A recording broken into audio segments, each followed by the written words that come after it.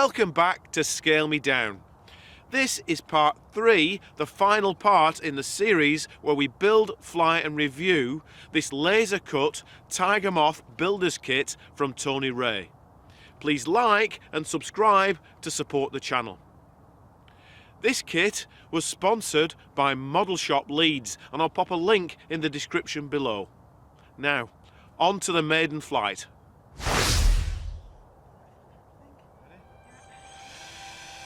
With a gentle push from my trusty helper, it was obvious that she was tail heavy.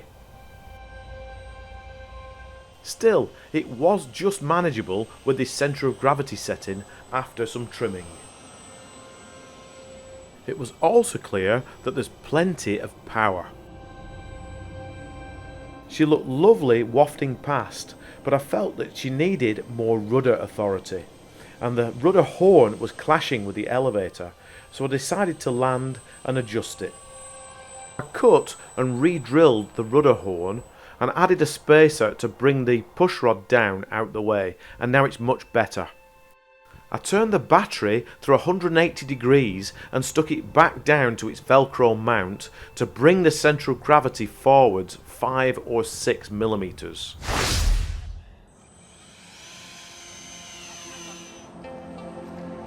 An immediate improvement.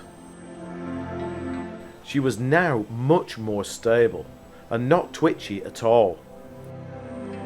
Precise turns were now possible with coordinated use of aileron and rudder, and the stated control throws are about right and not critical. The stall is benign with an easy recovery.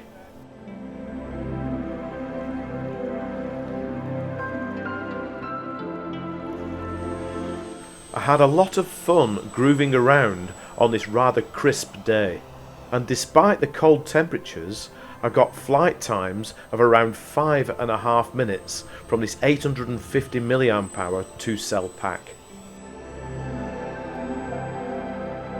The good news is that the packs are cheap, so you'll need a couple of fully charged ones in your pocket. But I did find them difficult to change in the field through that little hole in the bottom of the fuselage.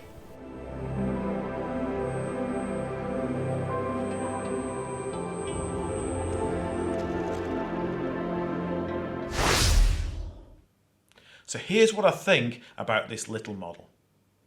My first impressions from opening the box are that this is a very high quality kit. It's clear from the laser cutting, the wood selection, the hardware and this lovely 3D printed cowl that this is a top quality kit. It's also clear that this model has been designed from the ground up in a computer rather than back engineered from a paper plan drawn in pencil and ink, and that pays dividends in the fit and finish in the final model. I'm not the quickest of builders, but I am an experienced modeller, and this build took me around 20 hours. It was great fun. However, what let it down slightly were the instructions.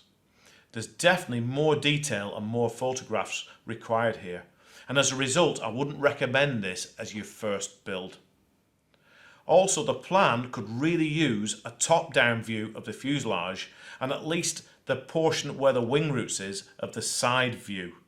If I was building this model again, I would consider using the quick build tail surfaces.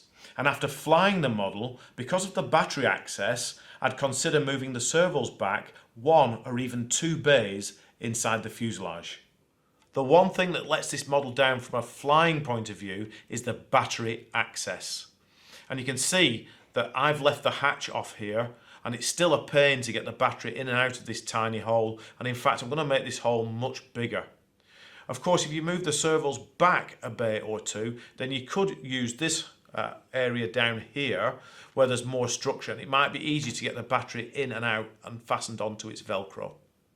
This little aeroplane is very easy to fly, and like all moths it has no bad tendencies, especially if you set the centre of gravity 5 to 6 millimeters forwards of where it's specified in the instructions like I suggested. Any intermediate model flyer would find this little model a joy to fly, and despite its small size, it's not twitchy at all. There's ample power from this modest setup, and that makes solo hand launching a breeze. And I also think that there'd be enough power for some scale type aerobatics. I'd be comfortable flying this model in an area of 75 by 75 metres, which makes it a bit big perhaps for indoor use. However, this little model will be great for those balmy summer evenings, or perhaps to leave down at your caravan for a cheeky fly while you're on holiday. If you've never built a model aeroplane before, it's a completely different experience to putting an ARTF together, and you feel much more connected to it whilst out flying. I can strongly recommend it. I think this kit is excellent value for money, particularly if you compare it against similar kits of a similar size, such as the Peter Rake Tiger Moth, as you get far more in the box with this Tony Ray one. I think it gets overshadowed a bit by its bigger 1:6 brother, which is a shame really, as this is a great little kit and it's a very versatile little model.